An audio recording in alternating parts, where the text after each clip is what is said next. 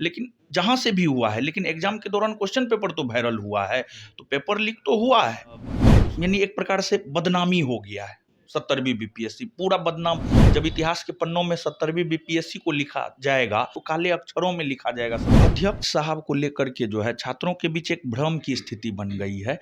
देखिए, जिस प्रकार का भ्रम का स्थिति बना हुआ है, उस स्थिति में तो हमको लगता है जांच एकदम से होनी चाहिए। एकदम समर्थन कर रहे हैं, एकदम समर्थन करें, क्योंकि उनकी मांग जायज है। हमारे साथ बातचीत करने के लिए बिहार के चर्चित शिक्षकों में से एक रोशन आनंद सर हम बातचीत करेंगे। सर, बीपीएससी अपने रवैये पे सीधे, उनका जो रवैया है स्पष्ट है कि 4 जनवरी को परीक्षा होगा। जो बापू परीक्षा परिसर केंद्र का जो कैंसिल किया गया था, 4 जनवरी को कंडक्ट करवाने की बात कर रहे हैं।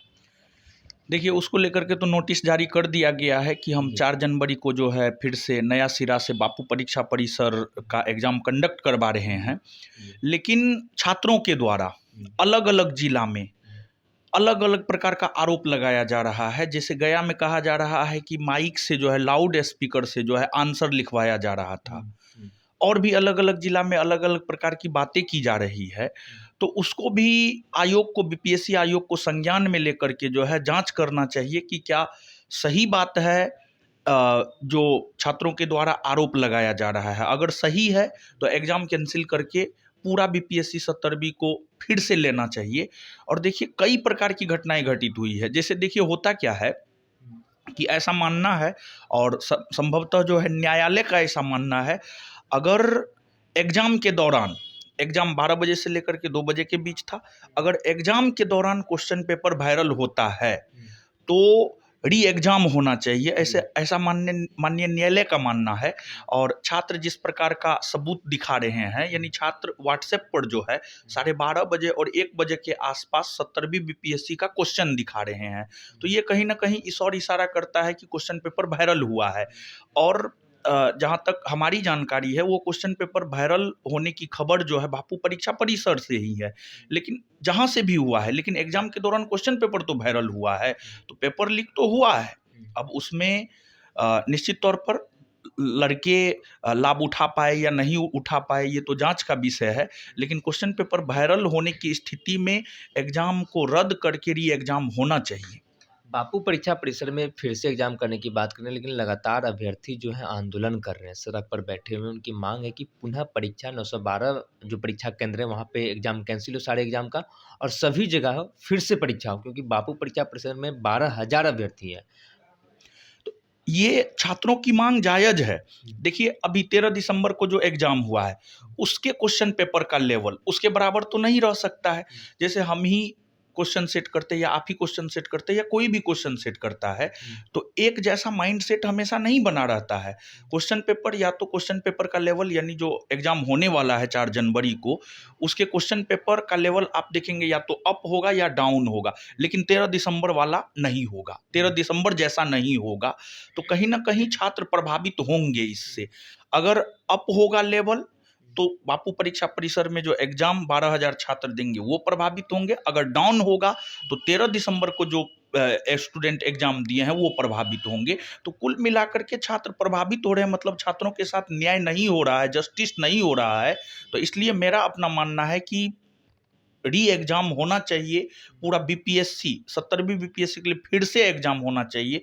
ये जो छात्रों की मांग है, ये जो आंदोलन कर रहे हैं छात्र, उनकी मांग जायज है। अब 2 तरह की बात उठ रहे हैं रोशन जी। एक तो बात ये उठ रहे हैं कि 12,000 अभ्यर्थी का अगर फिर से एग्जाम होता है, तो अगर उनको ज़्यादा हार्ड क्वेश्चन पूछता है तो उनके साथ अन्याय होगा। अगर लो क्वेश्चन पूछता है तो जो इधर जो अभ्यर्थी जो बच जाते हैं, जो दिए उनके साथ अन्याय होगा। तो इसी कारण, तो इसलिए तो हम बोल रहे हैं कि पूरा कैंसिल करवा करके फिर से अच्छे तरीका से एग्जाम लेना चाहिए, और अच्छे से सुव्यवस्थित हो करके एग्जाम लेना चाहिए। और बीपीएससी, आप अधिकारी चुनने जा रहे हैं, और आप अधिकारी चुनने जा रहे हैं जो बिहार के भविष्य को तय करेगा, तो उसके लिए अच्छे से एग्जाम कंडक्ट करवाना चाहिए। इस प्रकार का जो हुआ है पूरी तरीका से यानी एक प्रकार से बदनामी हो गया है 70वीं बीपीएससी, पूरा बदनाम। जब इतिहास के पन्नों में 70वीं बीपीएससी को लिखा जाएगा, 70वीं बीपीएससी के बारे में लिखा जाएगा, तो काले अक्षरों में लिखा जाएगा 70वीं बीपीएससी को। लेकिन अगर बोर्ड अभी सुधार कर ले, पूरी तरीका से कैंसिल करके री एग्जाम करवा दे और साफ सुथरा एग्जाम करवाए, तो बहुत बेहतर होगा। जब देखिए बिहार के भीतर बिहार पुलिस का एग्जाम CSBC कंडक्ट करवाता है।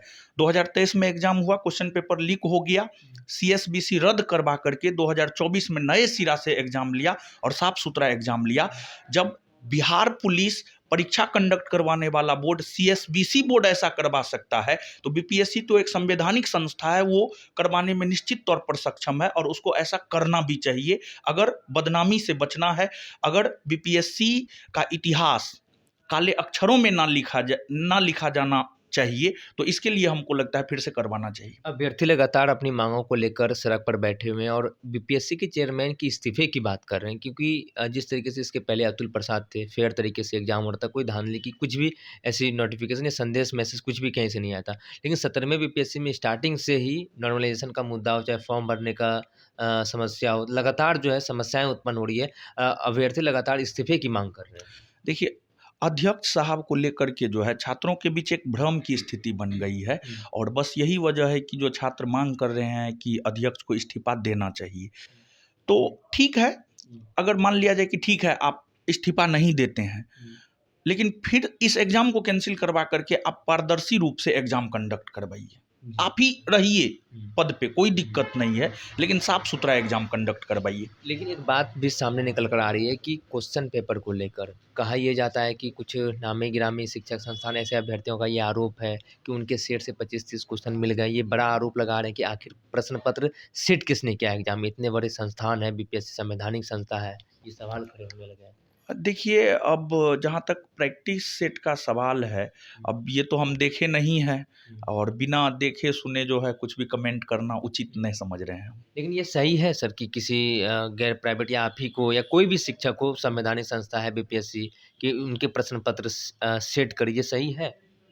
आपके देखिए, पास इतने बड़े-बड़े लोग हैं। ऐसे तो हम आपको बता रहे हैं, जैसे बिहार SI में या आपको BPSC में ही हम 3 बुक दिए थे लास्ट में, उससे भी 30-32 क्वेश्चन आया है। हाँ। ठीक है, लेकिन ये नहीं कि डायरेक्ट वे में नहीं आया है, डायरेक्ट वे में नहीं घुमा के डायरेक्ट आया वे में होगा। नहीं है, घुमा फिरा करके, जैसे कोई क्वेश्चन है किसी का डिस्कशन लिखे हैं तो डिस्कशन में है, इस प्रकार से आया है।